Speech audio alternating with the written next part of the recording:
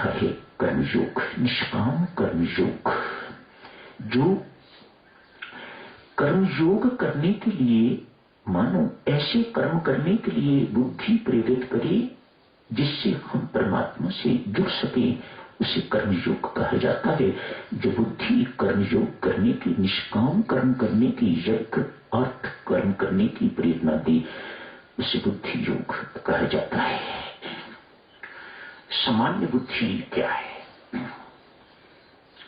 संसारिक worldly wise.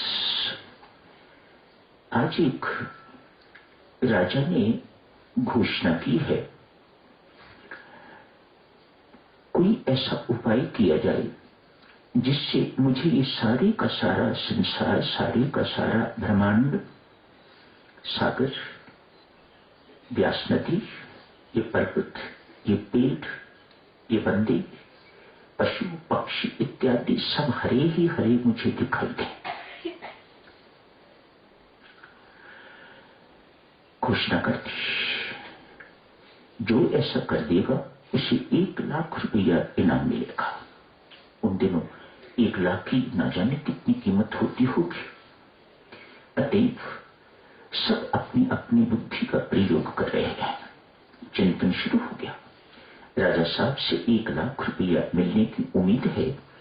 सिर्फ इतना सा काम कि राजा साहब को सब कुछ हरा ही हरा दिखाई दे। बहुत दिनों तक कोई व्यक्ति आया नहीं दरबार में। आज एक युवक दरबार में आया है। आके कहा, राजा साहब, मैं जो आप चाहते हैं ऐसा कर दूंगा, ऐसा आपके साथ हो जाएगा, पर 1 लाख रुपया मुझे पहले दे दीजिएगा। राजा ने कहा, ठीक है, मैं तुम्हें 1 लाख रुपया पहले दे देता हूं, लेकिन एक शर्त है, यदि ऐसा ना हुआ जैसा मैं चाह रहा हूं तो तेरी गर्दन काट दी जाएगी। तो युवक ने कहा, राजा साहब मुझे मंजूर है। 1 लाख रुपया ले लिया, बाजार गया है।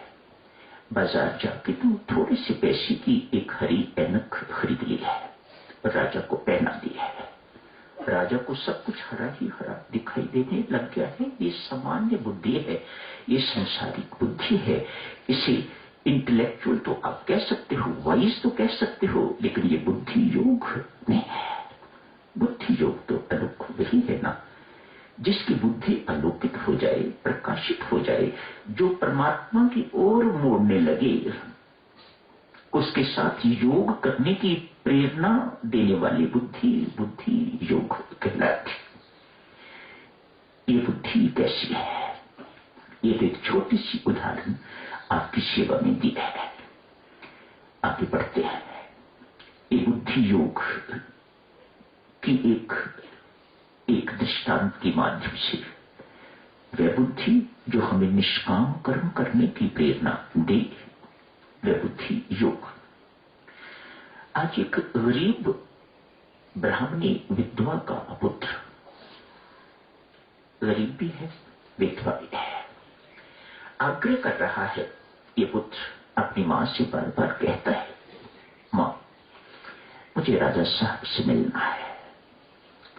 जितनी बार भी ये मां को ये कहता है, मां उसे निरुत्साहित करती है, बेटा हम गरीब आदमी हैं, छोटे आदमी हैं, हमारी कोई जान पहचान भी नहीं, कोई पहुंच भी ऐसी नहीं जिनके माध्यम से हम राजा साहब को अप्रोच करें और तू उनसे मिल सके। लेकिन ये पुत्र किसी भी कीमत पर मानने को तैयार नहीं, बहुत आग्रह कर रहा है, कुछ भी हो मां, मुझे राजा साहब से मिलना ही है। ठीक है बेटा, मैं तुम्हें एक युक्ति बताती हूं। राजा साहब का महल तैयार हो रहा है, वहां जाके नौकरी कर, लेकिन कुछ लेना नहीं, कोई वेतन नहीं लेना, मजदूरी नहीं लेनी। वेतन मजदूरी ही है ना, छोटी मजदूरी कहो, बड़ी मजदूरी कहो, लेकिन है तो मजदूरी ही। छोटा मजदूर, बड़ा मजदूर, सर पर रोड़ी का कूटने वाला, टोकरी ढोने वाला, मिट्टी उठाने वाला मजदूर, उसको मजदूरी मिलती है। तो डॉक्टर क्या है? डॉक्टर भी मजदूर है, बड़ा मजदूर है, उसको बड़ी मजदूरी मिलती है। एक ऑफिसर क्या है? वह भी मजदूर है, बड़ा मजदूर है, उसे बड़ी मजदूरी मिलती है। कर्मचारियों को 1 महीने के बाद मजदूरी मिलती है, इन बेचारों को रोज के रोज मिल जाती है, पर हैं सब मजदूर। जब तक निष्काम भाव से कर्म नहीं किया जाता उसे सेवा नहीं कहा जा सकता, वह मजदूरी ही है। आज तक हम मजदूरी ही करते रहे हैं। नौकरी की तो मजदूरी की, जहां जहां जो कुछ भी किया, जहां जहां भी हम कुछ दे के तो लेते हैं उसे मजदूरी कहा जाता है। जहां करके कुछ लिया ना जाए उसे निष्काम सेवा कहा जाता है। आज मां इस पुत्र को प्रेरित कर रही है, बेटा जाके वहां सेवा कर, कुछ लेना है। पुत्र के दिल में बात बैठ गई, जाके काम करना शुरू कर दिया। काम मिल गया। बिना पैसे के किसको काम नहीं मिलेगा? जिसने कुछ लेना ही नहीं बदले में, आओ करो काम। राजा साहब के महल बनाने में ये युवक लग गया है, नौकरी लग गई है इसकी, मजदूरी करनी शुरू कर दी है। कुछ दिन व्यतीत हुए और उनसे अधिक काम करता है। खून में कुछ इस प्रकार का होगा, मैं तो यूं कहूंगा परमात्मा अपनी कृपा का इसे पात्र बनाने जा रहा है, तभी ये बातें हुआ करती है, अन्यथा नहीं।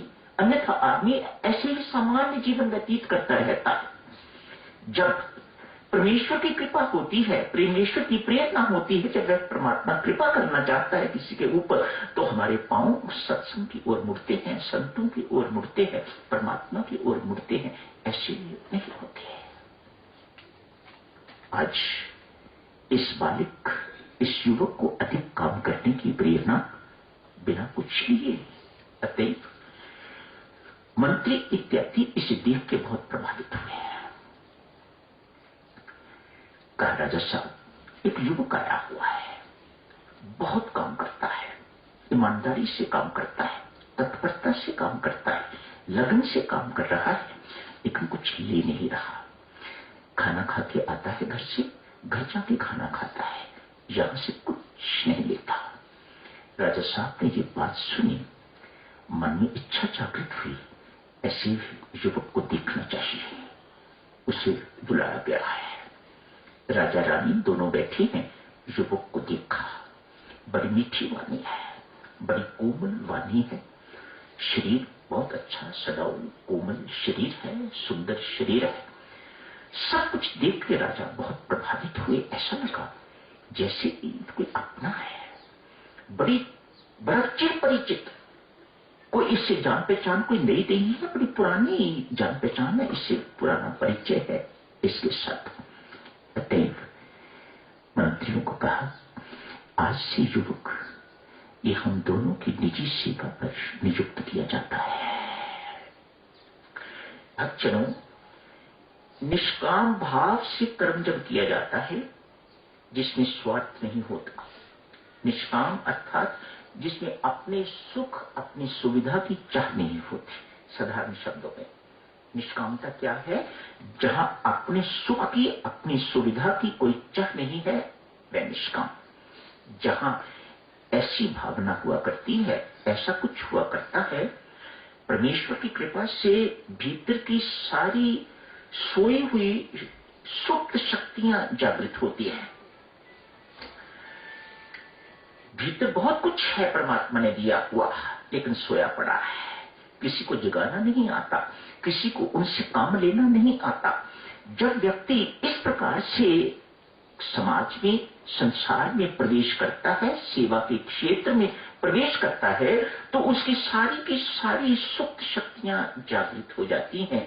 लेकिन इसके विपरीत यदि स्वार्थ से कर्म करता है, कुछ मन में कामना रख के, मनोकामना रख के कर्म करता है, तो ये सारी की सारी शक्तियां सोई पड़ी रहती हैं, बल्कि संत महात्मा कहते हैं कुंठित हो जाती हैं और बिगड़ती हैं, ये और नकारी हो जाती हैं, किसी काम करने योग्य नहीं रहा करती।